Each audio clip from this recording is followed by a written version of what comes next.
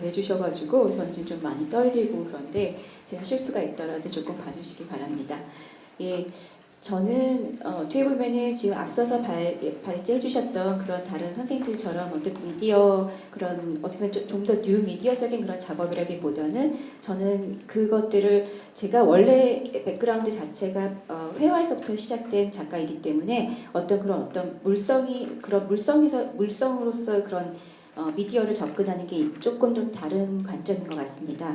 그래서 이거는 첫 번째 작업인데요. 이거는 재작년에 태화강에서의 국제 설치 미술지에서 했었던 작업이고요. 버려진 폐 컨테이너를 이용해서 외부는 제가 그 미러 테이프를 가지고 그 위빙을 했고요. 영상을 보면서 말씀드리면은 아주 광활한 그 벌판 위에 어떤 버려진 폐 컨테이너를 제가 일일이 손을 이용해서 이제 겉을 화려하게 꾸미고, 그다음에 내부에 있는 것들을 그 울산 주변에 그 울산의 특성이 좀 드러나는 그런 어떤 그런 고철이나 이런 것들을 주변을 돌아다니며 수집해서 그 안에 집어넣었어요.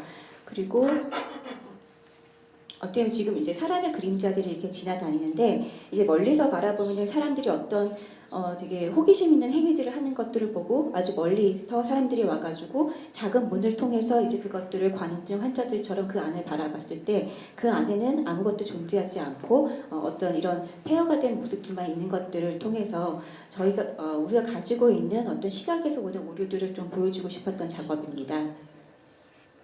저 같은 경우에는 어떻게 보면 가상과 현실의 어떤 경계에 서서 우리가 우리 감각을 통해서 인지하는 것들이 과연 진실일까라는 의문점에서 출발하는 그런 작업들을 보여주는데요. 지금은 사실 촬영상 좀 많이 열어놓긴 했었는데 아주 작은 창문만을 열어놨는데도 불구하고 사람들은 이제 그 창문을 호기심 있게 더 열고 또 저 안에 들어가서 저녁에는 술도 드시고 하셨더라고요. 그리고 저런 식으로 이제 어떤 여자가 어떤 행위들을 하는 것을 통해서 사람들이 좀 관심을 갖고 또 찾아오고 자기들이 믿었던 그런 인지됐던 것들이 또 허상이라는 것들을 바라보게 된 그런 작업입니다. 이거는 외부 모습이고요. 이거는 설치 장면의 모습이고요. 예, 그 다음 작업 같은 경우에는 언어의 사회적 기능에 대해서 좀 생각해봤었던 작업이에요.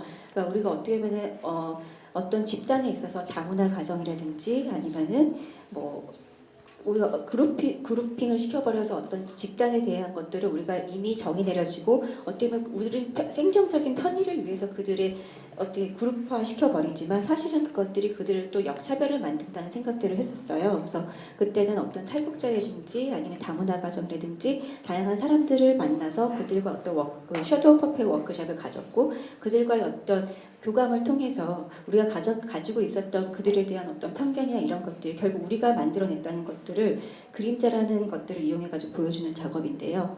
그러니까 여기서 있는 것들은 그 1년 동안 제가 창동 레지던스에 있으면서 여러 집단의 사람들을 만나게 됐고 1년 동안에 그들하고 만나서 나왔던 그런 부산물들을 시간과 공간이 다른 장소에서 이루어졌던 거를 하나의 공간에서 다시 또 만들어내고 이거를 밖에서 바라봤을 때는 사실은 하나의 레이어로 필터링을 시켜서 그 작업 자체가 그들의 우리가 만들었던 경계들을 허물어내는 그런 작업을 보여주는 거였습니다. 이게 설치 장면이고요. 지금 여기서는 영상을 지금 끼질 않았는데요. 그러니까 그들하고 했었던 그런 워크숍에서 나왔던 내용들을 가지고 섀도우 퍼펫 애니메이션 만들고 그 내용들을 또 그들과의 어떤 부산물들에 같이 프로젝션 시켜서 같이 오버랩 시키는 작업이었습니다. 예, 이 작업 같은 경우에는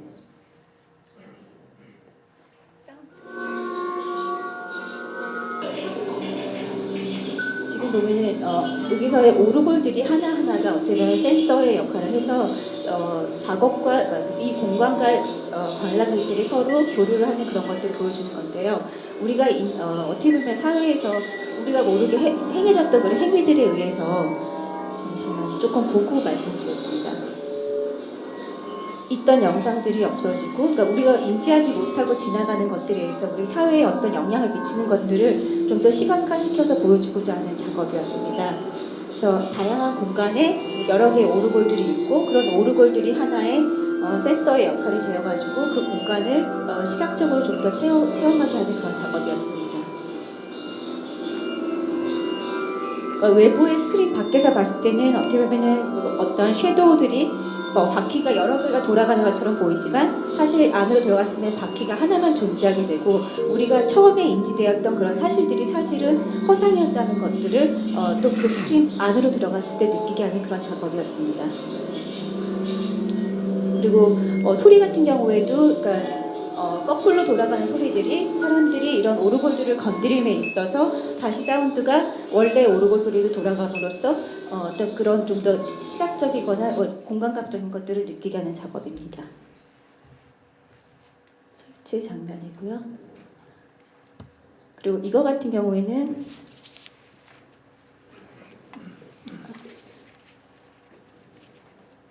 잠시만요.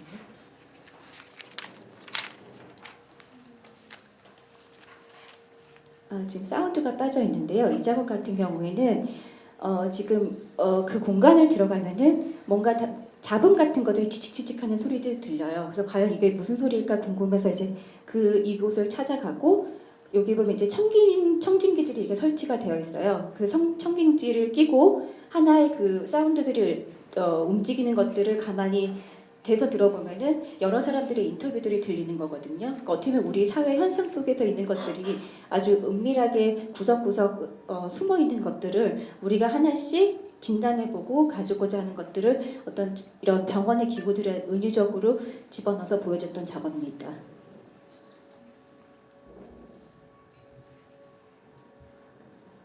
그러니까 이거 같은 경우에는 이제 어떤 그런 센서들을 사용해가지고 그리고 또 얼만큼 물을 넣느냐 이거에 따라서 그 소리나 이런 것들의 파장들이 달랐었거든요. 그래서 그것들이 참 재미있었고 사람들하고 어떤 소통을 했었던 작업인 것 같습니다. 제가 밤을 새고 찍었더니 정말 제가 봐도 민망한 사진이네요.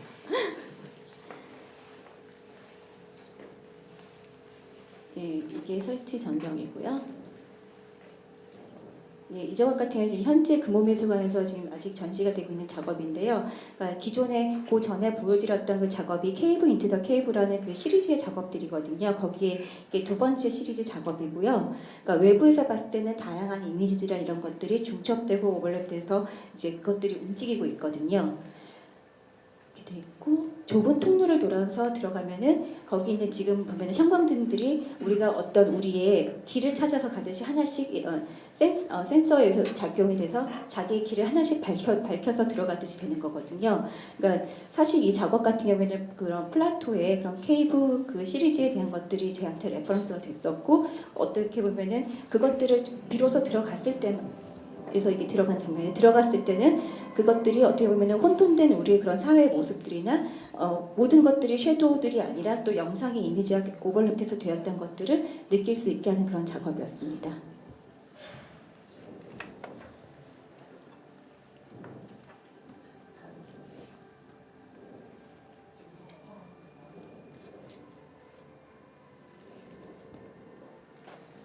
그리고 이 작업 같은 경우에는 그러니까 저는 어떻게 보면 저의 작업은 소통을 하는 방식이라든지 소통을 표현하는 방식들에도 관심이 많은데요. 그러니까 어떻게 보면 언어라는 것들을 몸소 체험하기도 하지만 언어를 언어로서 바라보는 게 아니라 언어를 실질적으로 느껴보고 싶었어요. 그건 뭐냐면은 우리가 말을 한마디 하지 않더라도 서로가 허그를 한다든지 손을 잡는 걸로 그 사람들의 마음을 따뜻하게라도 이걸 느낄 수 있는 것처럼 언어를 통해서 나오는 그런 현상들을 어떻게 보면은 부드러운 터치라는 그런 개념을 통해서 다시 새롭게 이해해보고자 하는 그런 작업이었습니다. 각각의 단어들은 실질적으로 제가 손으로 스티치를 했고요. 그 스티치 된 것들이 센서와 연결이 되고 이제 외국 사람들이든 뭐 한국 사람들이든 같이 그걸 게임하듯이 서로 눌러가면서 어떤 새롭게 트랜슬레이트 돼가는 그런 과정을 보여주는 작업입니다. 예, 그리고 사실 여기서 나와 있는 단어들은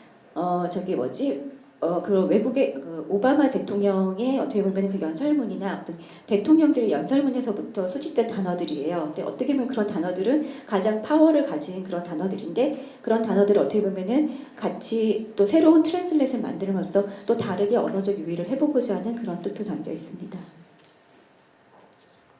이 이전 같은 경우에는 지금 이미지만 있는데요. 그러니까 어떻게 보면 관계에 대한 그런 단어들이 나와져 있고 그런 단어들이 이제 사람들이 그 공간을 들어가고 안 들어가고에 따라서 블랙라이트가 켜지고 안 켜지게 되고 그다음에 그 써 있는 글자들이 어느 이제 그 블랙라이트가 켜졌을 때랑 안 켜졌을 때에 따라서 다르게 읽힘을 통해서 우리가 소통에서의 어떤 오류나 이런 것들을 보여주는 그런 작업입니다. 그리고 최근에 또 관심을 갖고 있는 것들이 미디어 파사드 그런 작업인데요. 저기 여기서 보면은 그러니까 이거는 계속 진행을 하고 있는 건데 제가 미디어 파사드에 대해서 이제 관심을 갖는 게 소통의 방식들에 대해서 사실은 관심이 있었어요. 근데 우리가 어떻게 보면은 가장 옆방에 있는 작가들만 하더라도 그러니까 카톡이라는 건 한국에서 그런 카톡을 통해서 서로 대화를 하게 되거든요. 근데 그런 것들이 어떻게 보면 아날로그적인 방식의 그런 소통의 것들이 부재가 되는 것들을 느끼게 되었고 어떻게 보면 대형의 이런 서울스케어라는 공간에서 어떻게 사람들이 같이 해갈까라는 것들을 고민을 했었거든요. 그래서 여기서 사람들이 섀도우 퍼펫을 같이 만들면서 어떤 대화의 장을 만들고 그것들이 실시간으로 저기 화면에 같이 비춰주고 또 어떻게 보면 하나의 놀이의 그런 장도 마련이 되고 서로 저런 섀도우 퍼펫을 만들면서 서로가 어떤 대화의 어떤 또 다른 방식을 만들어가는 그런 작업이었었습니다. 예, 여기까지 그러면 그래서 이상으로 제 작업을 마치겠습니다. 퍼블릭아트의 정일주 편집장님 모시겠습니다.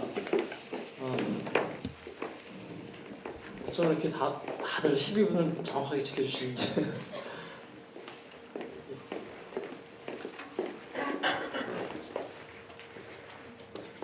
안녕하세요. 저 퍼블릭아트 정일주 편집장입니다.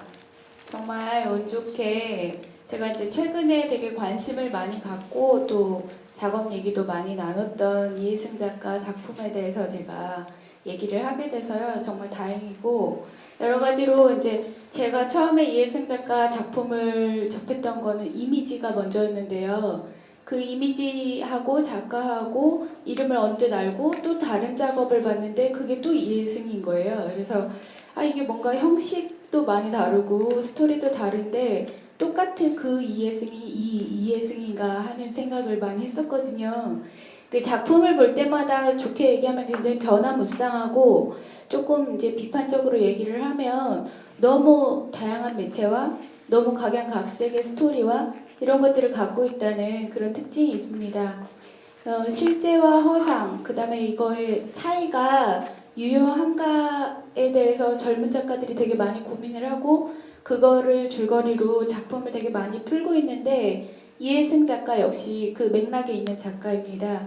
아까 아직 이제 보여지는 것에 뭔가 형식 같은 것들을 딱 이제 구체적으로 잡지 않고 다양한 도전과 실험과 이런 것들을 펼치고 있는 작가인데요. 작가가 언뜻 아까 회화를 베이스로 회화를 베이스로 이제 작업을 시작했다라고 얘기를 했는데 구체적으로 말하면 동양화를 전공했습니다. 작가는 동양화로 전공을 했고 미국에서 이제 유학을 하면서 그러면서 이제 세세한 다른 시점을 갖게 된 거죠. 세세한 사물 같은 것들에 이제 관심을 갖게 되고 그거와 뭐와의 관계 같은 것들이 어떻게 변주되는가를 이제 작품에 끌어들이면서 설치 작품이라든지 미디어 작품으로 발전이 된 케이스인데 다양한 실험을 하는 것도 좋고 그런데 이 작품들에 대해서 이제 비판적인 좀 나쁘게 얘기하는 사람들 같은 경우 너무 이렇게 다양한 레퍼런스나 어떤 다른 이미 이게 잘 짜여져 있는 작품에서 어떤 요소들을 갖고 와서 이게 좀 영리하게 자기 식으로 자기화하는 게 아니냐는 비판도 있고 그렇게 보는 이제 시각들도 있는데 작가한테 이제 질문을 통해서 제가 이제 좀 변호할 수 있는 기회를 만들어 드렸으면 좋겠는데요. 그러니까 그렇게 비판적인 부분에 대해서 어떻게 생각하시는지, 그러니까 본인 작업이 그렇게 보여지는 거에 대해서는 어떤 설명을 덧붙이고 싶은 건지 한번 물어보겠습니다. 예, 저는 저를 많이 뵙지를 못했지만 저를 아시는 분이 하셔서 비판적인 질문은 안 하실 거라 생각을 예상을 했었는데 그러니까 일단 만약에 그렇게 보여지는 부분들이 있다는 거는 제 생각에는 저희 작업이 어떻게 보면 언어의 하나의 방향으로 확정된 것이 아니라 다양한 방식으로 보여지고 있는 것들 때문에 거기에서 보여지는 것들이 이거는 여기서도 좋은 거 여기서 좋은 거라고 느껴져서 어떻게 보면 저만의 어떤 확고한 게 없어서 더 그렇게 보여드릴 수 있다고 생각이 들어요. 근데 저는 어떻게 보면은 만약에 보여지는 이미지들이 설사 비슷하다 하더라도 그걸 개념적으로 끌어오는 방식은 전 다르다고 보고 있거든요. 그러니까 예를 들면은 저는 제가 스크린에서 프로젝션 매핑이라든지 이런 것들에 관심을 갖게 된 이유가 아까 편집장님께서 말씀하셨듯이 동양화를 기본으로 시작이 되었었고 그 동양화가 어떻게 보면 저는 수묵을 처음에 제 작업은 거의 수묵 작업이었었어요. 근데 수묵을 통해 가지고 그런 물성이 그런 화산지에서 발현되는 그런 것들이 어떻게 보면은 저는 지금 미디어란 재료를 통해 가지고 스크린에 그 빛이라는 걸 통해서 다시 발현되는 것들이 다시 다르게 넘어가는 저희 매체에서의 확장이라는 생각이 들거든요. 근데 그런 부분들이 조금 만약에 비슷하게 보여지는 맥락이 있더라도 좀 접근 방식이 다른 거고 어떻게 보면 저는 새로운 언어를 또 배워가는 입장이고 그것들을 제 거화 시켜가는 입장이기 때문에 그것들이 앞으로는 좀 더 이해승이라는 작업들이 좀 더 픽스가 돼갈 수 있는 그런 계기가 될 것 같습니다.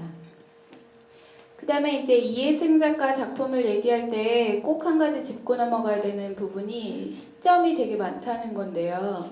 그러니까 저는 이해승 작가 작품을 보면서 이제 지금 프리젠테이션을 통해서 여기 계신 분들도 느끼셨겠지만 이게 뭔가 1인칭 시점이나 아니면 2인칭 시점으로 딱 작품을 한 가지로 볼 수 있는 게 아니라 그러니까 그 각각 스크린에서도 그 장면에서도 각 벽면에서도 다 다른 얘기를 하고 있거든요.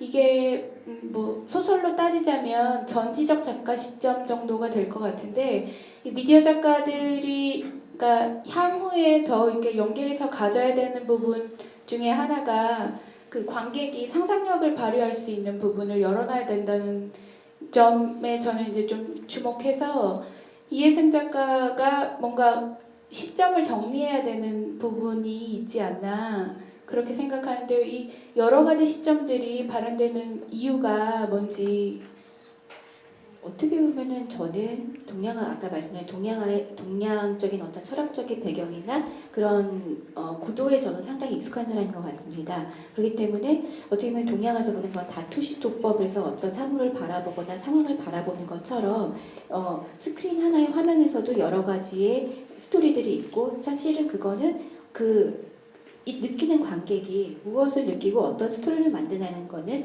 결국 관객의 목으로 전 남겨두고 싶은 거고 항상 어떤 상황은 제가 그거를 일률적인 이야기로 만들어도 사실은 일률적일 수 없는 거고 그거는 그게 오해가 됐건 뭐가 됐든 이야기의 스토리가 다 달라진 건 생각이 들거든요. 그래서 그거는 관객의 입장을 두고 싶은 것도 있고 또 요즘은 또 그런 얘기를 많이 하지 않습니까? 큐레이션의 시대라고 하는 것처럼 어떻게 보면은 넘쳐나는 그런 정보들이 지금 있고 그것들을 어떻게 큐레이션 하는가가 어떻게 보면 우리들의 현대인들의 몫이라고 하는 것처럼 전 작업을 통해서 어떻게 보면 카오스적으로 그런 것들을 뿌려놓고 그것들을 어떻게 다시 관객들마다 어떻게 큐레이션 해가는지 그것들을 좀 더 은유적으로 얘기하고 싶은 부분도 있습니다. 굉장히 아직 다듬어진 작가라고는 할 수 없는데요. 굉장히 현명하고 또 그러니까 열심히 하는 작가니까 계속 관심 갖고 지켜봐 줬으면 좋겠고 저도 그러겠습니다.